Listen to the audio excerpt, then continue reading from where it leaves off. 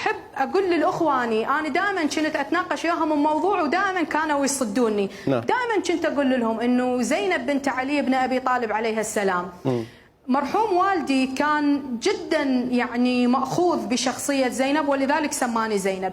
زينب عليه السلام رجعت للشام وماتت بالشام يم بنو أمية، لأن على ما يبدو أنها كانت تعلم ما هم يعني شنو اللي موجود هنا. ترى بنو أمية سبوا زينب بس ما حد طعنها بعرضها، ولا حد طعن بنات الحسين، ولا حد تعرض لهن ولا ولكم بالجاهلية أبو جهل وأبو لهب قالوا له ادخل علي تسور الحيطان وادخل وراء محمد صلى الله عليه وآله وسلم.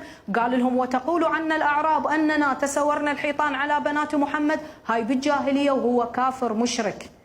فالسيدة زينب روحي لها الفداء قبل 1400 سنة قالت لي بنو أمية ما جمعكم إلا عدد وما أيامكم إلا بدد.